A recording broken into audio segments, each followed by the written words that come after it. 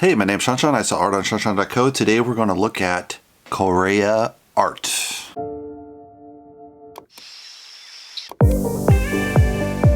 So Correa art has a video channel. It's about 300 videos basically. He's out of, I want to say Korea, but maybe, let's see what it says here.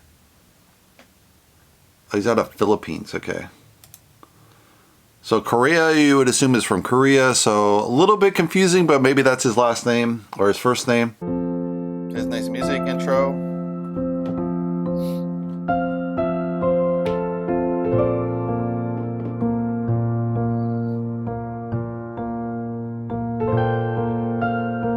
So he's going to show you all the paint. Let's skip ahead a little bit. So he's drawing in the background a little bit, starting with a little wash. He's working with a really small, like 8x10, which is really great, I think, for painting video. You can have he has the video shot on top, which is smart.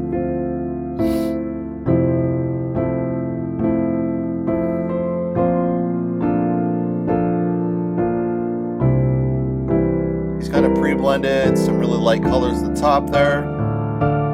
So he's got his kind of a sunscape view already. It's interesting he just doesn't do that with a brush, but the palette knife does blend the best, the fastest probably. Alright, let's skip ahead. So he's adding a forest background, mixing that up. Let me skip ahead to where he paints.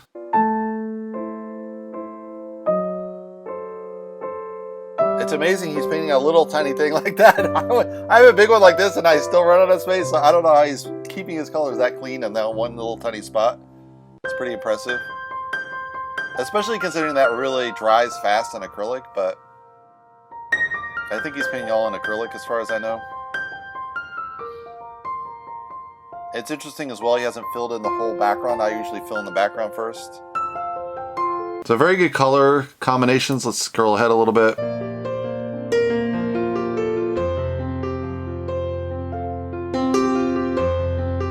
Two-tone that forest, make it pop a little more.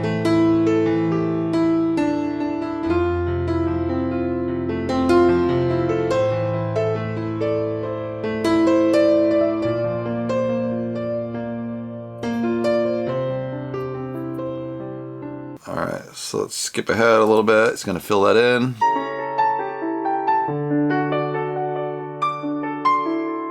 Very good control of the paintbrush with this tiny brush he's using. Let's skip ahead to the water here. Again, he has that really tight palette control of all his colors on top, which is very impressive. I'd actually suggest this. I don't know if I'd stick to it, but it's a very cool way to see all your colors and know what you're going to paint with. A lot of times people do this in oil, but in acrylic they don't usually do it because it takes so long to mix colors. Because those top colors are probably dry already, but at least he kind of knows what they are, so he can mix them again, I guess. He must be scrubbing that bottom every time he gets to a different color, I don't know.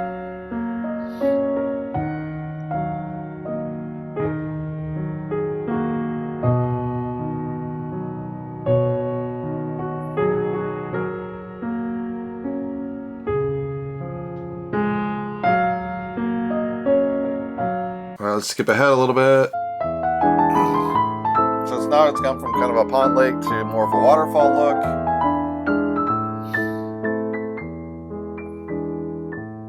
Again, using only one brush it looks like, which is pretty impressive, just a angled brush.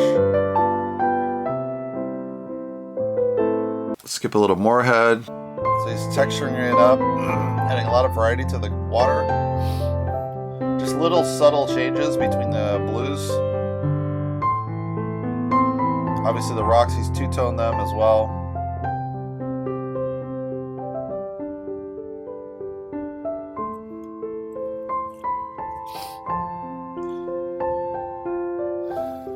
Just adding some nice... Obviously the bottom, he's got to add a lot of white here. Oh, he actually made it gray, that's interesting. I'd assume you have more white there. But I guess it's in shadow, so maybe that makes sense. texture to the grass.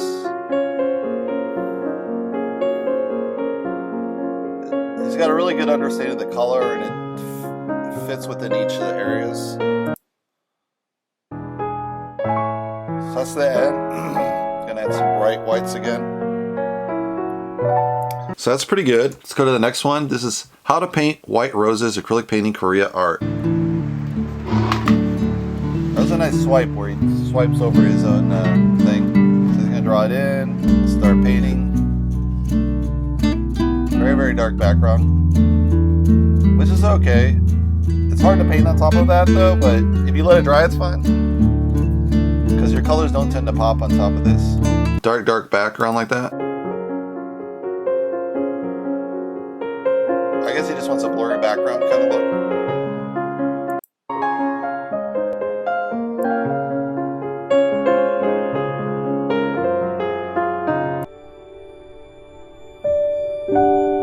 So again, very controlled palette. I really like that idea.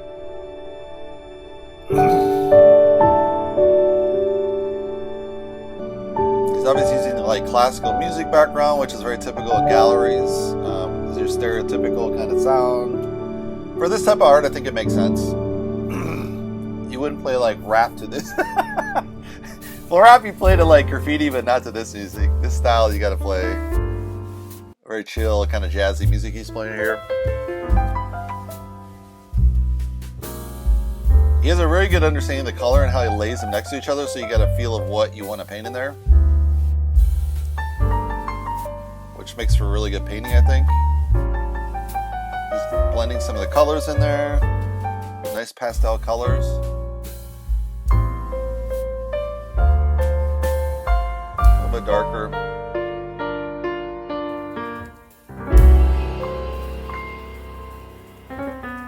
It's so funny how these artists just copy a blurred background from the camera. It's like they're copying camera and putting it back in a painting versus you can just paint whatever background you want in painting, which it's weird that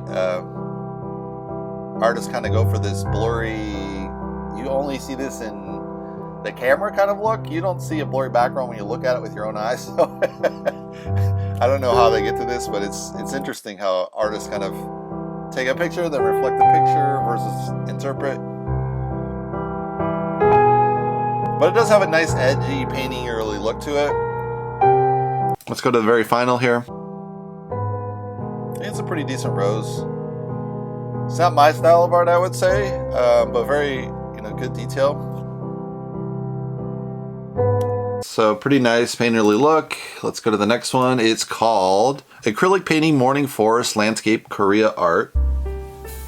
So he's gonna lay out the paint. Let's get past this. He's always laying his paints out basically the same, I think, which is a very smart way to do it with mixing up his paints at the top. I think it's very, very, very smart, very well planned out, especially for that small, tiny glass palette he's working off of. You're like, how the hell does he do that? Just general background here, kind of colors.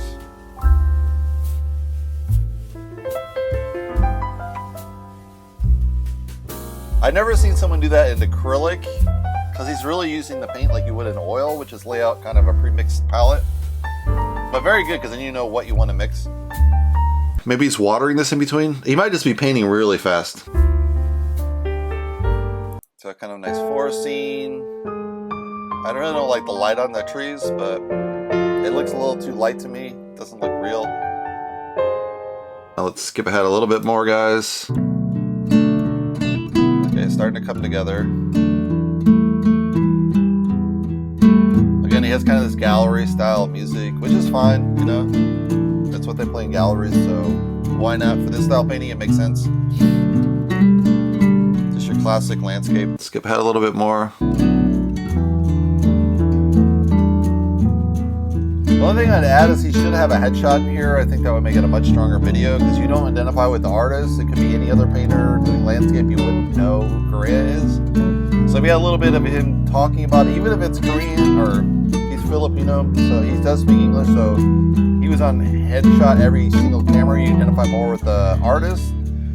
People definitely do buy the artist and then the art, so it definitely helps a little bit to have a little bit of yourself in there a little bit versus just Like I can see another landscape that's similar in this style. I wouldn't know if it's Correa or not. So it doesn't stand out, so to say.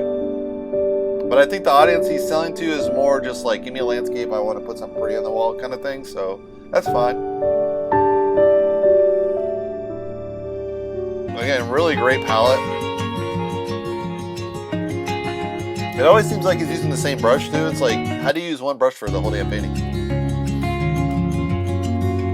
That looks a little bit too white to me, but maybe that's correct, I don't know. I think I'd use more of a yellow light, because sunlight I don't think is white. Especially against brown trees, I think it would be more yellowish, but